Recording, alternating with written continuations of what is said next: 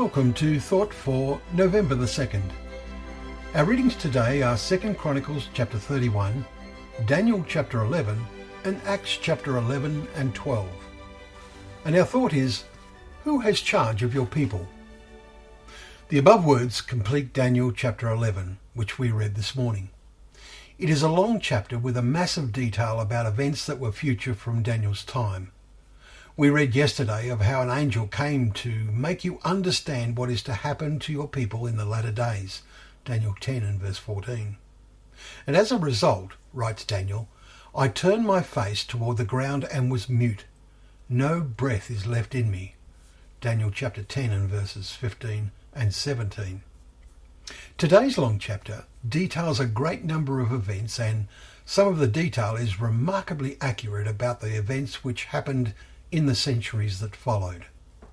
Skeptics express their conviction that the words must have been written after the events they predicted. Many verses are understood as foretelling events surrounding Antiochus Epiphanes and other warriors and leaders between BC 250 to 150.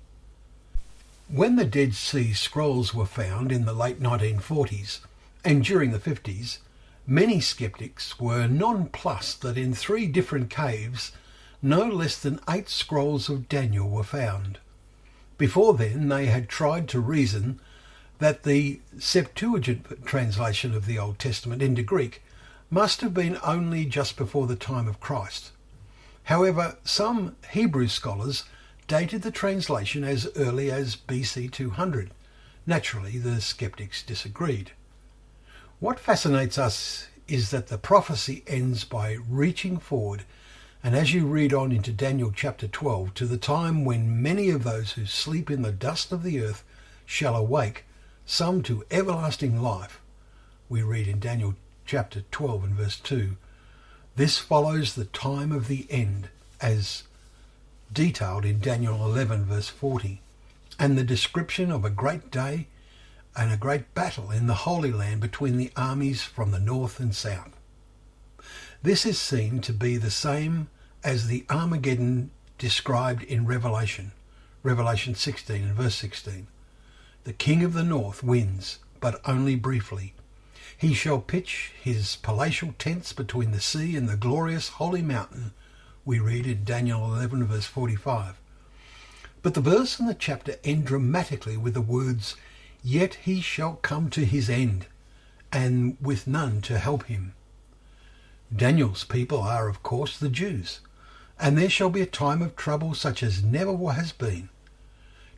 Today's largely godless world knows there are storm clouds ahead, and the spirit today is as it is and as it was in Noah's day. And Jesus put it this way, they were eating and drinking, they were unaware until the flood came. Matthew 24 verses 38 and 39.